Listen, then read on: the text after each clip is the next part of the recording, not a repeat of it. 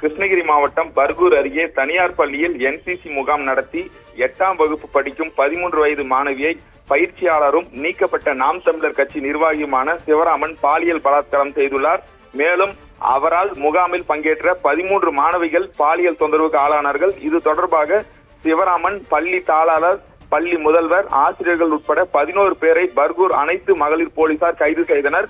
இந்த நிலையில் கைது செய்யப்பட்ட சிவராமன் சிறையில் அடைக்க வந்த பொழுது அதாவது நேற்று முன்தினம் எலி பேஸ்ட் சாப்பிட்டு தற்கொலைக்கு முயன்றார். இதனை அடுத்து சேலம் அரசு மருத்துவமனையில் அனுமதிக்கப்பட்டு சிகிச்சை பெற்று வந்தார்.